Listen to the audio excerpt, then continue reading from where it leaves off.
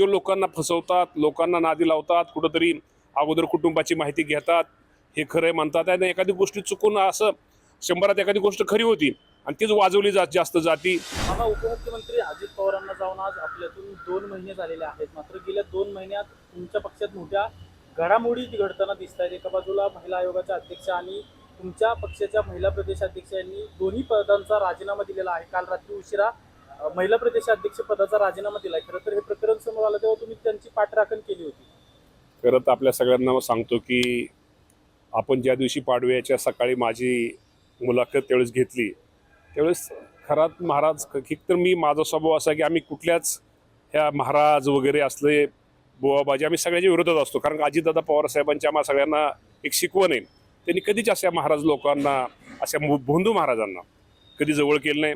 तर कोण खरात आहे मला अक्षरशः तुम्हाला जर मला विचारलं त्या दिवशी सकाळपर्यंत मला माहिती नव्हती कोण खरात आहे, पण नंतर तो कळला की खूप मोठा तो भोंदू बाबा आहे। त्यांनी खूप काही गोष्टी ज्या व्हिडिओ समोर येत आहेत त्यांनी खरंच अशा लोकांना आता काय त्यांना शिक्षा तर म्हणजे मला वाटते वेगळ्या प्रकारे कशी ह्यांना कसं म्हणजे ह्या लोकांना कसं ठोकून काढलं पाहिजे। मी कुठलाही महाराज ह्या महाराजांना मी ह्या कुठला महाराज आयुष्यामध्ये परत कुठली चूक ह्या महाराजांवर इतरसुद्धा महाराज जो लोकांना फसवतात, लोकांना नादी लावतात, कुठंतरी अगोदर कुटुंबाची माहिती घेतात, हे खरं म्हणतात आणि एखादी गोष्टी चुकून असं 100त एखादी गोष्ट खरी होती आणि तीच वाजवली जास्त जाती आणि हाच हे लोक काय लोक इथं आपले प्रचार प्रसार करायला लोक हे करतात।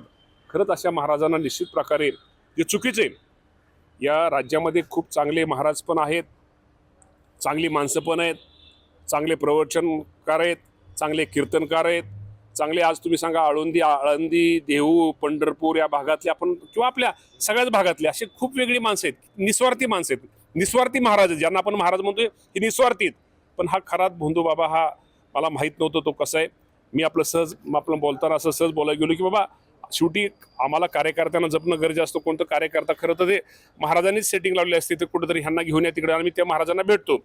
तो महाराज भोंदू आहे का तो कसा आहे मला तो खरातच्या बाबतीमध्ये माहिती नव्हतं, पण खरात अत्यंत चुकीचा माणूस आहे।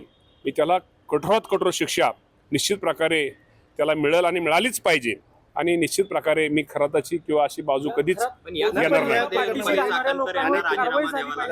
सुरुवातीला तुम्ही त्यांची पाठराखण केलेली होती, आता तुमचं काय म्हणणं आहे? तुमच्याच पक्षातील काही लोक म्हणतात की रुपाली चाकणकर यांना सुद्धा याच्यामध्ये सहआरोपी करा, कारण की त्यांचा एक फोटो नाही। कारण आता या बाबतीमध्ये मुख्यमंत्र्यांनी आता चौकशीचे आदेश दिलेले आहेत। मी या चौकशीमध्ये आता तुम्हाला माहिती आहे की मुख्यमंत्र्यांनी आता ज्या चौकशीमध्ये जे काय बाहेर येईल जे कोण असतील त्या बाबतीमध्ये मुख्यमंत्र्यांनी आमच्या ह्याच्यामध्ये म्हणजे अधिवेशनामध्ये त्यांनी हाऊसमध्ये त्यांनी जाहीर केलेले आहे। तर एकदा राज्याच्या मुख्यमंत्र्यांनी बाबतीमध्ये जो कोणी ह्यात दोषी असतील त्याच्यावरती कठोर कारवाई केली त्यांनी जाहीर केल्यानंतर मुख्यमंत्री हे सर्वोच्च असतात आणि मुख्यमंत्री निश्चित प्रकारे त्याची चौकशी होऊन जे काय त्यात कुणी दोषी असतील, मी कोणाचं नाव घेत नाही, जे कोण दोषी असतील त्याच्यावरती निश्चित प्रकारे कार्यवाही होईल।